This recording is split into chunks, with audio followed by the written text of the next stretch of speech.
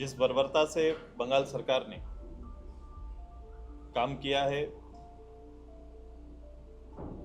वो कल्पना से परे है। केस, मुकदमे, जेल, लाठी गोली से किसी आंदोलन को न पहले दबाया गया है न आगे दबाया जा सकता है। ये विषय लंबे समय से संघर्षरत एक समाज का जो अधिकार है उसे पुनर्स्थापित करने की पहल। जिस सूची की बात होती है या फिर जिस सूची से हटाने की बात होती है वो काल कांग्रेस का था। किसी की इच्छा मात्र से अनुसूचित जनजाति में किसी का नाम शामिल हो जाए ऐसा कभी हो नहीं सकता। भारत की आज़ादी के पूर्व के जो तथ्य हैं, जो गजट है, वो इस बात को सुनिश्चित करता है कि यह समाज पूर्व में किस पोजीशन पर था, क्या अवस्था में था, किस श्रेणी में था। ये हमारा विधान का अंग है और इसके लिए हमारा संघर्ष जारी है और हम लोग इसमें संघर्षरत हैं। इस समाज के पक्ष में दिए गए हस्ताक्षर वर्तमान मुख्यमंत्री 2019 और 24-25 में उनका बेसिक कैरेक्टर इस समाज को लेकर बदला हुआ है। एक झारखंड आंदोलनकारी, समाज सुधारक, शिक्षाविद आदरणीय विनोद बिहारी महतो जी की आज जयंती है और आज हम सभी अपने पार्टी मुख्यालय में एवं विभिन्न जगहों पर आज इनकी जयंती मनाई जा रही है। मैं अपने इस झारखंड के पुरोधार, झारखंड की कल्पनाओं को त्रिस्तरीय ताकत देने वाले व्यक्तित्व को उनके जीवन के 102 वर्ष की जयंती के पर अपनी ओर से अपना श्रद्धासुमन अर्पित करता हूं और उम्मीद करता हूं कि वर्तमान झारखंड और झारखंड के तमाम सामाजिक राजनीतिक कार्यकर्ता या पूरा जनगण अपने प्रदेश के अंदर इनके नेतृत्व, इनके चिंतन, इनकी दूरदृष्टि को आत्मसात करते हुए झारखंड की बेहतरी की कल्पना, झारखंड राज्य के सपनों को साकार करने या उसके मायनों को यथावत रूप से राज्य के अंदर समग्र लोगों के बीच में स्थापित करने की पहल संभव हो सकती है। हमेशा आज का दिन हमारे जहन में नए क्रांति के स्रोत इस लक्ष्य को छूने के लिए तैयार करता है और हम कोशिश करते हैं कि इस ऐतिहासिक दिन में हम ऐसे शख्स और इनके व्यक्तित्व को न केवल चर्चा का विषय बनाएं बल्कि अपने राजनीतिक जीवन की शैली में या कर्तव्य में उसे शामिल करते हुए उस व्यक्तित्व को आने वाले समय हमेशा लोगों के जहन में यादगार बनाने की कोशिश होती है। कल कोर्सिला में थे आप, कोर्सिला जाना चाह रहे थे लेकिन बंगाल पुलिस ने आपको रोक दिया। कारण था आप लोगों ने क्या? 2 आयोजन थे वहाँ पर। पहला एक झारखंड आंदोलनकारी हमारे 4 शहीद इस धरती पुत्र के शहादत दिवस था। दूसरा 20 तारीख के सामाजिक कार्यक्रम में कोर्सिला स्टेशन में घटित घटना और उसके बाद गांव में, आसपास के गांवों में जो बंगाल पुलिस, बंगाल सरकार का अत्याचार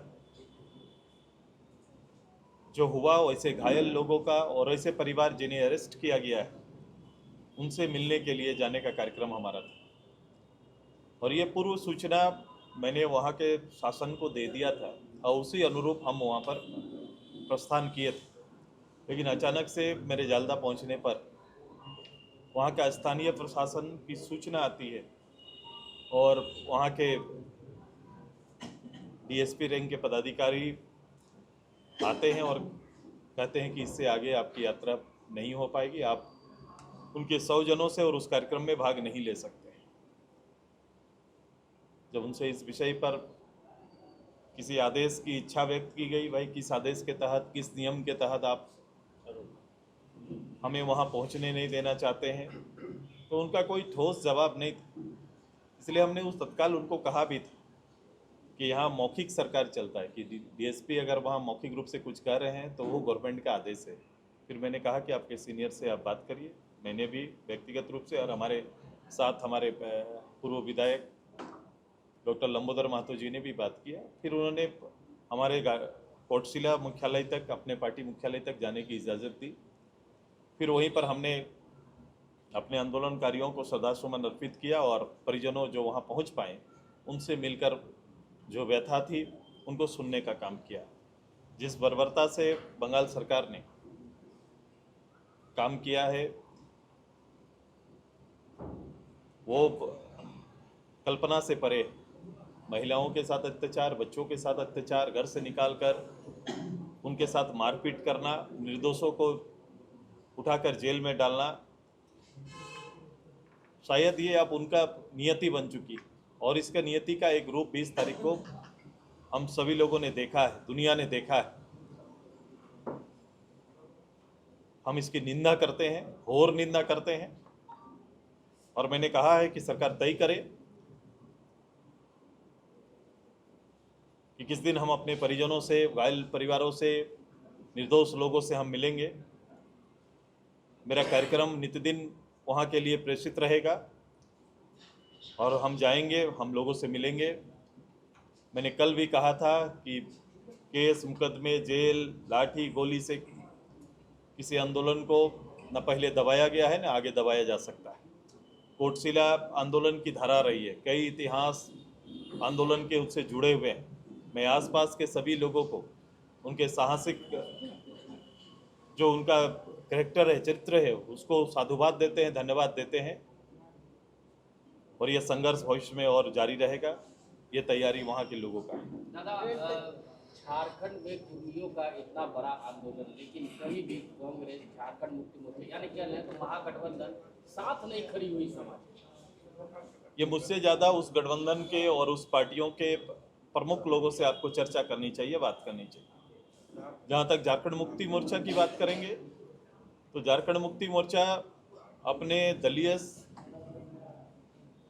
अपने विधान में लंबे समय तक इस बात की चर्चा करती रही है। इस संदर्भ में उनका चर्चा रहा है और वो सहमति जारी की। अपने महाधिवेशनों में ये संकल्प है उनका। उनके शीर्ष नेता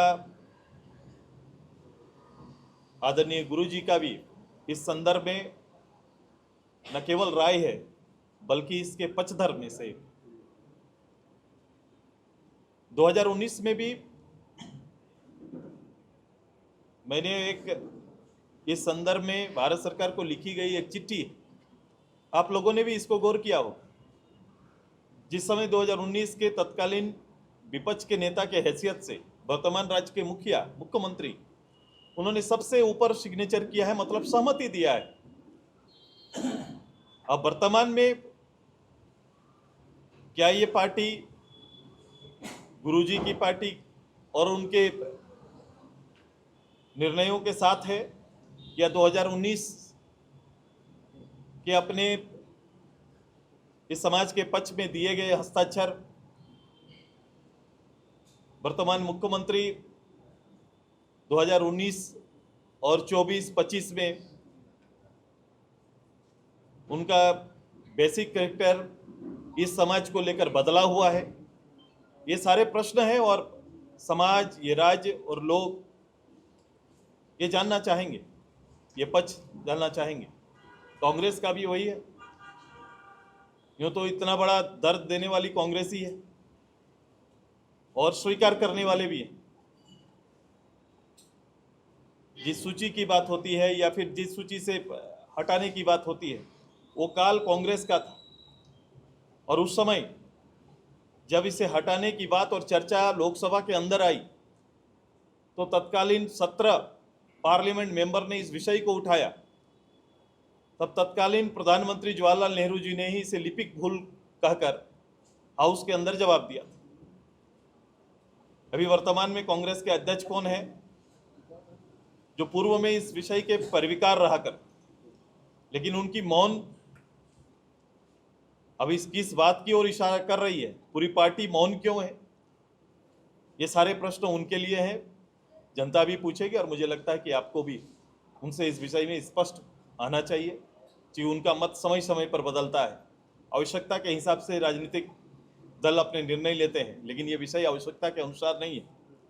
ये विषय लंबे समय से संघर्षरत एक समाज का जो अधिकार है उसे पुनर्स्थापित करने की पहल। आपकी दादा, पार्टी एक ने तरफ आप लोग ये समर्थन आंदोलन कर रहे हैं, दूसरी तरफ एसटी समाज ये आंदोलन में है और ये कह रहा है कि कुर्मी को एसटी का दर्जा नहीं मिलना चाहिए। देखो, इसको तो ये लड़ाई किस तरफ जाएगी? नहीं, इसको बड़ा ही गंभीरता से आप सभी को देखना पड़ेगा। आप जो लोग इस संदर्भ में जानते हैं, जो संदर्भ में चिंताएं करते हैं, मैं इसको आपको रिपीट किया था, आप सुने होंगे, मैं कई बार कहा, किसी की इच्छा मात्र से अनुसूचित जनजाति में किसी का नाम शामिल हो जाए, ऐसा कभी हो नहीं सकता। उसके अपने तर्क तथ्य हैं, उसके आधार पर ही कोई दलील कोई दे सकता है या बात कर सकता है। भारत की आज़ादी के पूर्व के जो तथ्य हैं, जो गजट है, वो इस बात को सुनिश्चित करता है कि यह समाज पूर्व में किस पोजीशन पर था, क्या अवस्था में था, किस श्रेणी में था, और एक उसके बाद जब 50-51 में इसे किस श्रेणी में रखा गया है। ये समाज वही मांग करता है, ये कोई काल्पनिक मांग है ही नहीं, और समाज इसी के लड़ाई लड़ रहा है। अब मुझे लगता है कि सारे बड़े लीडर, मैं अभी की नहीं बात कर रहा हूँ, सारे बड़े लीडर जिनको राज्य की समझ, लोगों की समझ, समाज की समझ थी, वो सारे लोग इन तथ्यों से वाकिफ हैं, और कोई भी जब भी निर्णय आएगा तथ्यों के आधार पर ही निर्णय होगा। इसलिए किसी की क्षति या किसी का नुकसान इसका मकसद नहीं है। अपने सांस्कृतिक, अपने पहचान को अक्षुण्ण रखने के लिए एक समाज सामने आकर अपने अधिकार की मांग कर रहा है। आजसू पार्टी ने नड्डा इस जी की आंदोलन सरकार को में अपना पहल पूर्ण हुई थी इसको लेकर। 2004 में पहली बार लंबे समय के बाद विधानसभा के माध्यम से भारत सरकार को प्रेषित एक प्रस्ताव हमारा गया था। वो प्रस्ताव था, उस समय मुंडा जी मुख्यमंत्री थे प्रदेश। आजसू को लगता है नुकसान ज्यादा झेलना पड़ रहा है क्योंकि कि बहुत सारे जो आदिवासी नेता है वो आजसू इस्तीफा पार्टी दिए, की रामगढ़ के दो आजसू पार्टी जो है कुर्मियों की पार्टी होकर रह गई है।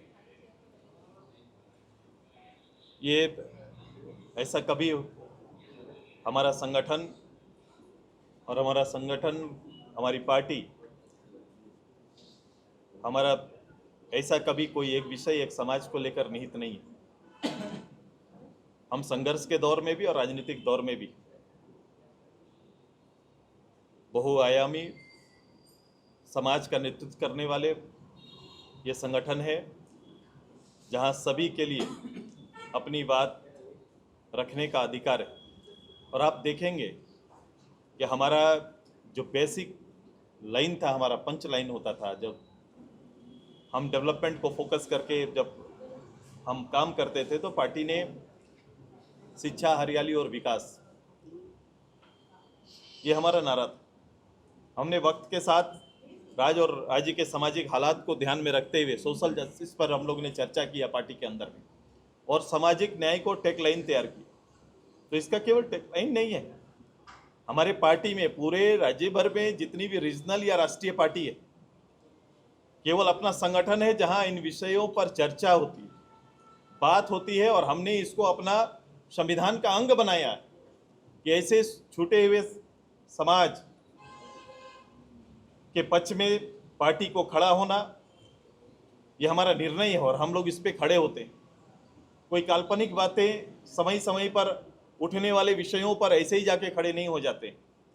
कई पार्टियों के महाधिवेशन की शर्तें कुछ अलग है, यहाँ विषय कुछ अलग है। हमारा बिल्कुल महाधिवेशन में स्पष्ट है, और ये लगातार कई महाधिवेशनों से ये हमारा विधान का अंग है, और इसके लिए हमारा संघर्ष जारी है, और हम लोग इसमें संघर्षरत हैं।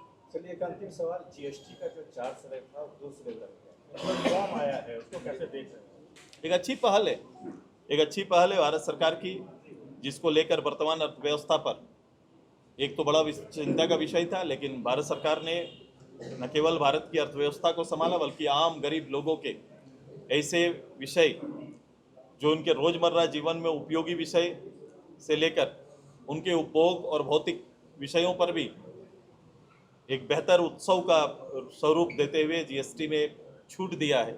और एक बड़ी छूट और बड़ा अंतर आया है, जिसे आम गरीब को अपने भारत के अंदर में जो अपना जीवन को सफ़र करने में, जीवन को आगे ले जाने में और जीवन के कई भौतिक चीज़ों से खुद को कनेक्ट करने में, जोड़ने में, अपने आंगन में लाने में उनको बेहतर सुविधा होगी। ये तैयारी भारत सरकार ने आदरणीय मोदी जी ने किया है। एक सवाल, आज बिहार हिंदू जी की जयंती है, उनका टैगलाइन था कि पहले पढ़ो उसके बाद अपने अधिकार के लिए लड़ो। जब बच्चा पढ़ जाएगा तो रोजगार की मांग करेगा। वर्तमान सरकार क्या रोजगार को लेकर कमिटेड है? चंद महीनों में आपको ये नजर आया?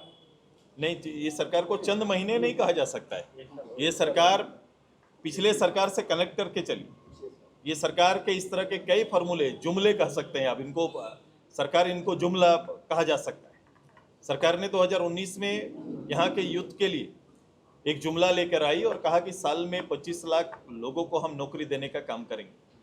5 लाख करके 5 लाख था ना साल में, 5 लाख करके 5 साल के अंदर 25 लाख लोगों को हम नौकरी देंगे। ये सरकार का कथन था। 2022 ऐसा वर्ष आया जिसको नियुक्ति वर्ष के रूप में घोषणा किया गया। इसी सरकार ने, पिछली सरकार, इन्हीं की सरकार, यही गठबंधन, जिन्होंने एक साल को पूरा डिक्लेयर किया कि 2022 नियुक्तियों का वर्ष होगा। और मैंने चुनाव के अंत में विधानसभा के अंदर और बाहर भी आपको मैंने गिनती करके बताया था, ये सरकार 10,000 सरकारी नौकरी देने में भी सफल नहीं हुई थी। ये सरकार फिर आगे आई, फिर घोषणा हुआ। इस घोषणा में वो आंकड़ा घटा है, लेकिन आंकड़ा विद्यमान है। और आप देख रहे हैं कि यहाँ नौकरियां, जहाँ पर लाखों में खाली पद है, लेकिन नौकरियां सैकड़ों पे कहीं कहीं पर आपको दिखाई देती है और मंच सजता है। और वहीं पर उत्सव पे मुख्यमंत्री, यहाँ के मंत्री शामिल होते हैं और खुद की शाबाशी और खुद का पीठ थपथपाने का काम कर रहे हैं।